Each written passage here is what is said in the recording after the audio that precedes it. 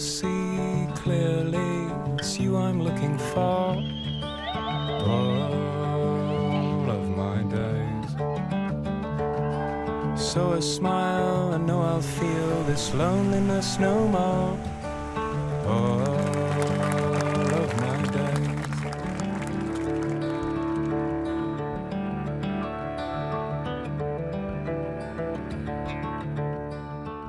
Bonsoir, bienvenue sur la grande plage de Biarritz pour ce 4e jour de compétition ici sur les mondiaux de surf. Bonsoir Mathieu. Hello. Hier on s'est régalé avec la victoire de Pauline Hadot, la 2e place de Johanne Defay. Les filles nous ont épatés. Ouais, on se lasse pas de se doubler. Malheureusement, elles n'ont pas pu rester avec nous pour fêter ça. Elles ont enchaîné directement sur Fidji avec une étape du World Tour. Ouais, donc elles sont déjà dans l'avion. Ouais, elles ont fait l'effort de venir alors qu'elles avaient une étape à Rio juste avant et elles sont reparties déjà. Elles n'ont même pas pris le temps de fêter le titre, le doublé. C'est la vie de sportif de haut niveau. Alors, on n'a pas eu le temps de vous faire écouter Johanne Defay hier. On a effectivement un peu centré sur Pauline. Johanne Defay, notre collègue Eric Sintas l'a interviewée. Vous allez voir, c'est un moment assez particulier.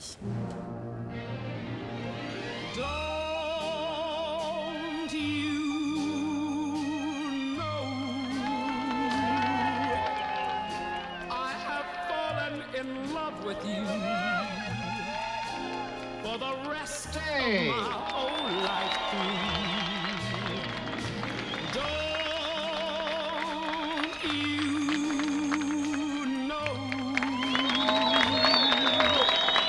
I was yours from the very day that you happened to come my way. Johanne Defay sans doute un peu déçue de ne pas être championne du monde, mais bon, c'est le sport. Pauline était un petit peu plus forte que vous sur cette vague, sur ces vagues. Oui, exactement. Je suis très contente pour Pauline.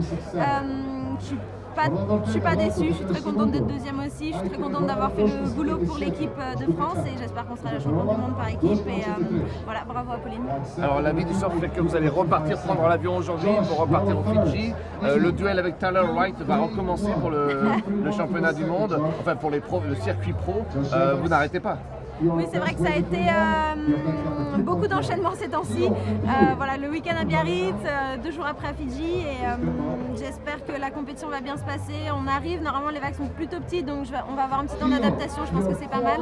Et parce qu'on peut avoir des grosses vagues et si on est fatigué, on risque de se blesser. Donc voilà, je suis très contente d'aller là-bas. Vraiment, c'est des vagues que j'adore. C'est un endroit qui fait rêver et voilà. L'objectif avec l'Australienne, c'est de la battre, c'est d'être championne du monde à la fin de la saison.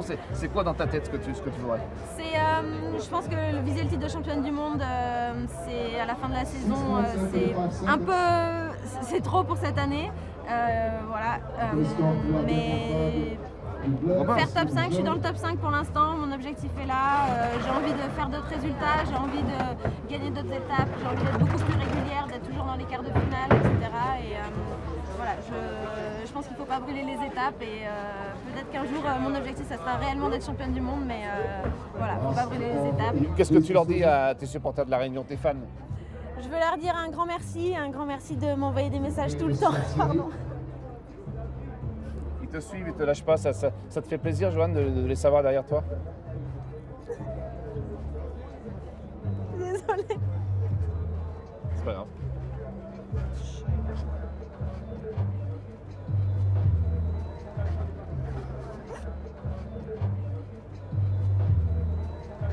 J'avais parlé de La Réunion, ça m'a... Ouais, je sais. Reprends-toi, ça va aller. Merci beaucoup à tout le monde, c'est vraiment super, vous me donnez énormément d'énergie et voilà, je sais que c'est pas facile en ce moment, mais merci à tous. Merci. Une réaction assez étonnante de Johanne Defay hier. On va essayer de comprendre ce qui s'est passé avec Patrick Flores, le papa de Jérémy, de La Réunion évidemment. Vous connaissez bien Johanne. D'après vous, pourquoi est-ce qu'elle a craqué? Je pense que tout le monde sait maintenant qu'on vit un moment très difficile à La Réunion. Pas simplement la communauté du surf, mais l'ensemble des Réunionnais, l'ensemble des amoureux de l'océan. On vit une crise qui est compliquée, qui est vraiment difficile à...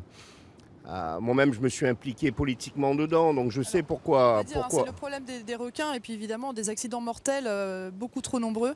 Effectivement, on a perdu beaucoup d'amis, beaucoup de proches. Encore là, il y a à peine 15 jours. Et Et voilà, donc on était à la veillée de ce jeune bodyboarder qui est le fils d'un ami personnel aussi. Je veux dire, voilà, Il est décédé Johan. il y a quelques jours. Voilà, c'est ça. Donc Johan, c'est vrai que quand elle surfe, maintenant elle surfe pour elle surfe pour les Réunionnais, elle surfe pour l'ensemble de la communauté. Et on a tous toujours une pensée pour tous ces disparus qu'on a depuis quelques années. Et c'est pas facile à vivre, c'est pas facile à continuer à se battre, à rester concentré quand on accumule ce genre de mauvaises nouvelles. Et puis en même temps, la vie continue et la vie elle est représentée par Johan justement parce que ses performances, ses résultats 4e mondial sur le tour, c'est beau. Voilà, qu'elle apporte justement une image très très positive du surf à La Réunion, alors que évidemment je crois aussi qu'elle est triste que ce spot véhicule maintenant une image négative. C'est ça. Et en fait, La Réunion a toujours été le vivier du surf français. Hein. Je veux dire, on prend les champions du monde. Issa, on a Canel Bunard, on a Jérémy Flores. Après, en bodyboard, on a Amaury Lavergne. Voilà, ça a été le vivier du surf français pendant longtemps. Ça l'est encore. Le surf n'est pas mort. Beaucoup voudraient l'enterrer. Bien sûr que beaucoup voudraient enterrer le surf à La Réunion. Ils font tout pour. Mais les résultats de nos surfeurs prouvent qu'on est une communauté qui sait gagner, qui sait se battre. Et on ne va jamais rien lâcher. Eh bien non, après Johan, c'est Jérémy qui va... Ouais, on sait, Jérémy est très attaché à La Réunion évidemment, très attaché à la France également. C'est génial qu'il puisse être là sur ces championnats du monde, venir défendre les couleurs de la France avec le reste de l'équipe évidemment. Comment toi qui vis au quotidien avec tout le reste de l'équipe, comment tu le sens ? Et oui, cette équipe, il l'adore, il est dedans depuis qu'il est jeune. Il a fait plusieurs finales, il a été champion du monde, on a été vice-champion du monde ensemble au Costa Rica. Mais toute l'équipe, Johan Duru, Vincent Duvignac, Dimitri Ouvray, ce sont des surfeurs professionnels qui donnent l'exemple, puisqu'ils viennent, quel que soit le moment de l'année, si on les appelle et qu'ils peuvent venir, ils viennent. Même sur un championnat d'Europe, ils viennent. C'est contrairement à d'autres pays où les surfeurs professionnels ont peut-être peur de sortir de leur petite zone de confort sur le circuit professionnel. Nous on n'a aucun problème là-dessus. Alors là maintenant on va parler des pays qui sont venus, tous ces nouveaux pays, ces nouvelles nations, 10 nouvelles nations sur ces championnats du monde. On va regarder tout de suite le résumé des dernières séries, commenté avec vous Mathieu. C'est parti. C'est parti. Alors on va démarrer avec le concurrent afghan, Afridoun Amou. Ouais, Afridoun qui est venu tout seul d'Afghanistan, donc il est le seul représentant de son pays. Donc c'est génial de l'avoir pour la première fois dans ces championnats du monde. Oui, il est vraiment très content de représenter son pays. On va l'entendre un peu plus tard, Afridoun. Effectivement, l'Afghanistan, première fois que ce pays est représenté au championnat du monde de surf. On le voit ici surfer avec le lycra bleu. Ouais, on voit, bon c'est pas mal, on voit que... peut être à peu près sûr que c'est pas lui qui va gagner le titre. On le voit qu'il a même un petit peu de mal à ramer, à repasser la barre.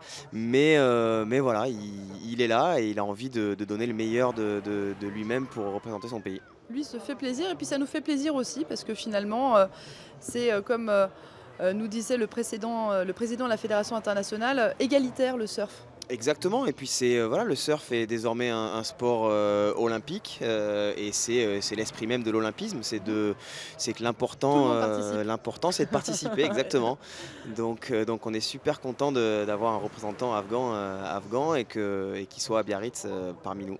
Alors dans sa série, il y a également un Australien, Black Livett, un Nicaraguayen, Sean Person et un représentant de Taipei, Ching Yaofan. Pareil, ouais, Taipei, c'est pas une nation qui est pour l'instant majeure dans le milieu du surf. C'est vrai que le surf est dominé par des grosses nations qui sont les États-Unis, l'Australie, le Brésil, la France. Mais Taipei et l'Afghanistan, pour l'instant, voilà, il y a très peu de représentants. Et Afridoun nous montre que ça va, il se débrouille quand même bien. Oui, ça va, vous êtes diplomate, Mathieu.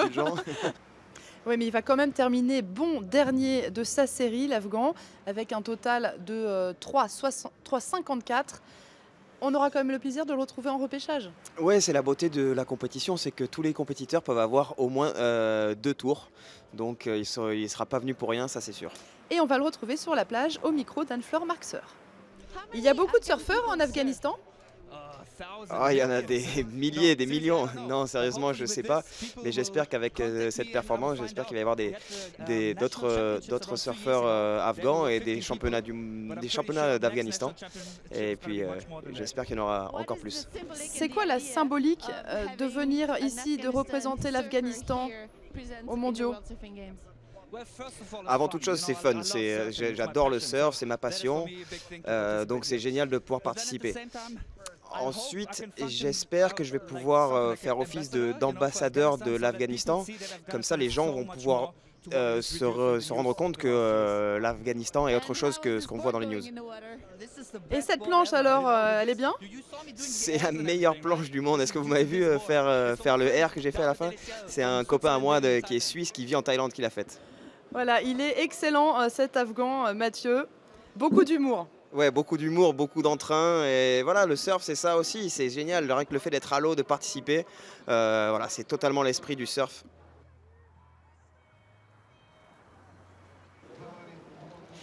On enchaîne avec une série qui rassemble deux représentants de deux nouvelles nations.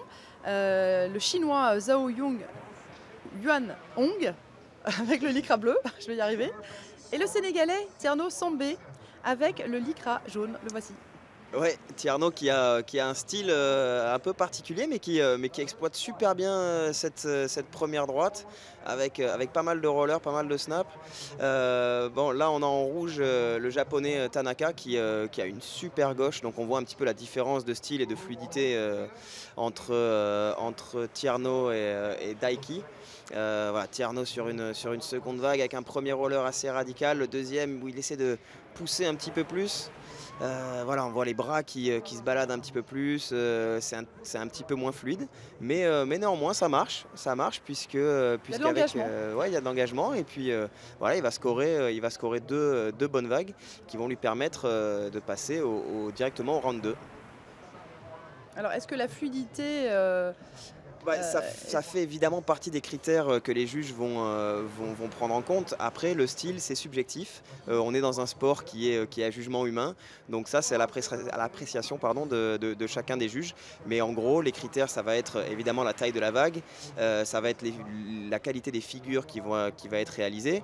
Et puis ensuite, la fluidité viendra également sur l'enchaînement de chaque figure, sur la manière de venir placer les figures aux points les plus critiques de la vague. Et là, on voit le Sénégalais qui colle le Chinois alors qu'il a la priorité. On n'a pas trop compris sa tactique. Ouais, non, je pense que c'était une petite erreur stratégique de sa part. Et on va l'écouter sur la plage, le Sénégalais. Beaucoup d'ambiance avec cette équipe. Tu es le deuxième surfeur de l'équipe du Sénégal qui passe directement au round 2. C'est une fierté. Ouais, c'est une fierté. Nous tous, on est tellement contents. Mais avant tout, je dois remercier les coachs et le ministère des Sports et les encadrements qui sont derrière nous là. On est tellement contents, on est tellement fiers d'être Sénégalais. On est tellement contents avec les Sénégalais qu'on a vus ici. Et le voilà, hein, le deuxième Sénégalais qui s'est qualifié auparavant. Ouais, tout à fait. Tierno va retrouver Shérif qui s'était qualifié directement au round 2. Ça, c'était hier. On avait vu que les conditions étaient un petit peu plus compliquées, pas mal de vent. Mais Shérif qui a fait une très très bonne série. Malgré son grand gabarit, il avait réussi à avoir de très bonnes vagues, notamment cette bonne gauche là où il pompe pour aller récupérer une dernière petite section. Voilà, qui prend bien de la vitesse. Donc une équipe du Sénégal voilà, qui qualifie 2 de ses 4 participants. C'est top. Ouais, c'est top. Et vous allez voir, hein, on les a suivis un petit peu. Ils mettent une énorme ambiance sur la plage.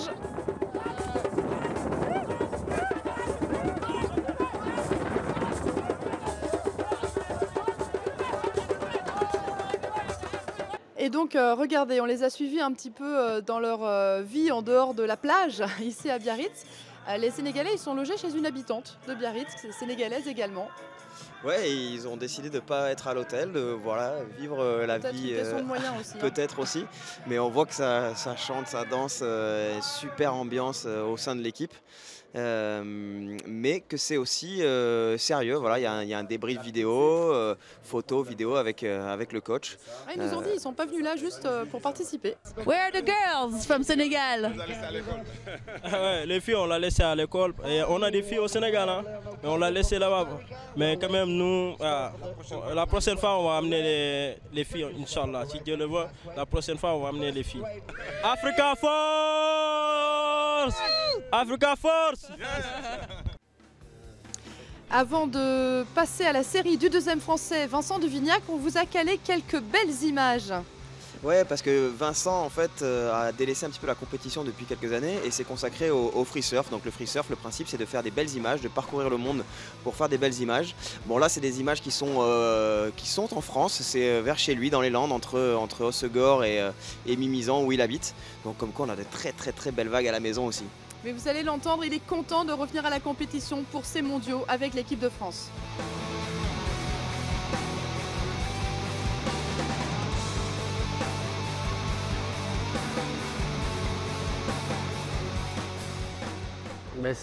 Pour moi, c'est quelque chose de génial, c'est une opportunité incroyable d'être dans l'équipe des gars que j'admire et d'être soutenu par eux, c'est génial. J'ai donné le meilleur de moi-même le dernier mois, donc au mois d'avril, pour faire les compétitions en Europe, dans le but d'être sélectionnable. Parce qu'il y a 2 mois de ça, je n'étais pas du tout sélectionnable dans la mesure où j'avais fait 0 compétition. Et ça s'est bien passé. Et ouais, quand j'ai reçu le coup de téléphone pour m'annoncer ma sélection, j'étais fou de joie, quoi. Donc je suis super content et je profite de chaque instant. Ce premier tour donc, de Vincent Duvignac face au néerlandais Van Eyck, le turc Güney Demirel et un canadien Michael Darling. Michael en canadien, vraiment qu'il soit francophone Michael, Michael.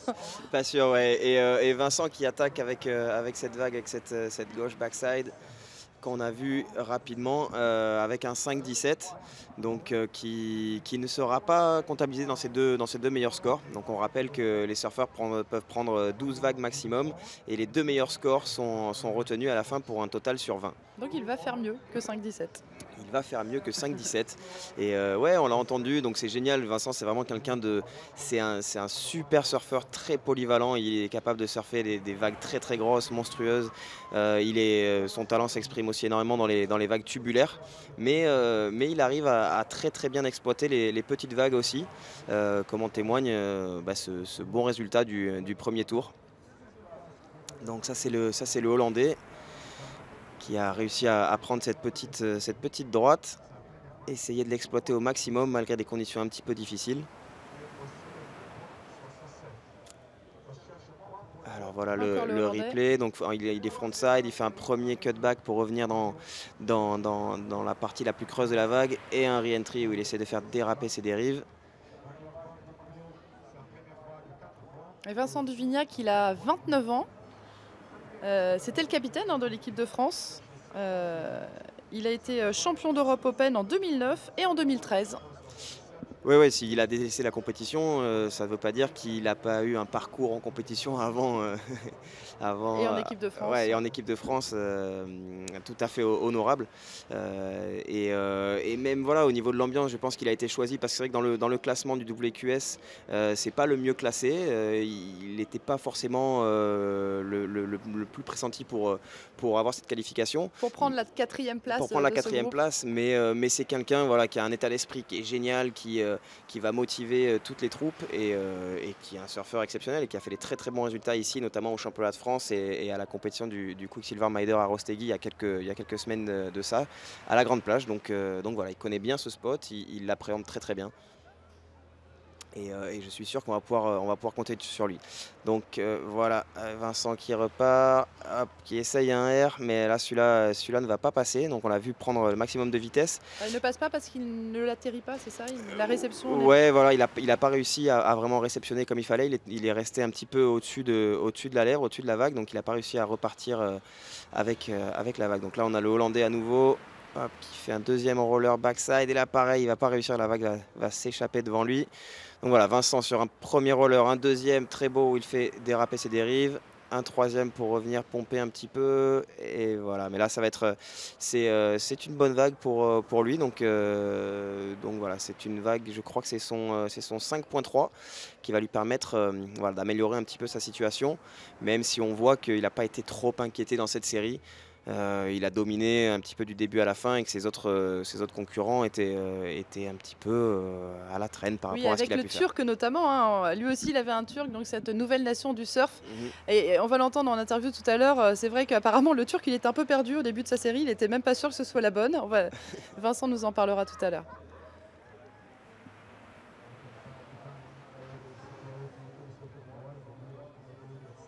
Et voilà Vincent Là. qui regarde cette vague, qui a décidé de partir dessus. Non, et là il n'a pas réussi. Donc là malheureusement, quand il fait ça, il perd la priorité parce qu'il fait action de vouloir vraiment partir sur la vague, donc il perd la priorité. Donc là, voilà, Le bleu vous s'est parliez fait complètement enfermer. du Turc, qui a Oui, fait le Turc. un choix de vague assez médiocre. Donc là c'est Michael Darling, le Canadien, qui prend une bonne droite et là il chute, c'est dommage un petit peu à la fin. Donc là ça va évidemment affecter son score qui était pourtant très bien parti. Et le Hollandais qui essaie de faire un aérial, mais là pareil qui ne va pas passer.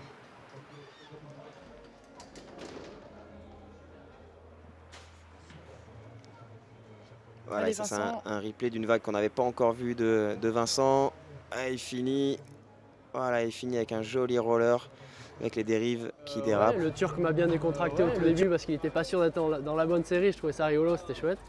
Et enfin, je suis content de pouvoir enfin rentrer dans cette compétition que j'attendais tant, quoi. Et demain on vous montrera les entrées en lice des deux autres Français, Johan Duru et Jérémy Flores. Ouais, Jérémy, la légende du surf français, qui a été rejoint cette année sur le World Tour par Johan Duru. Donc on a hâte de les voir rentrer en lice. Demain les conditions prévues, Jérémy? Les conditions devraient être la houle un petit peu tombante, mais par contre un vent offshore, donc qui va lisser un petit peu le plan d'eau. Donc ça devrait être mignon, ça devrait être On sympa. va encore se régaler, à demain.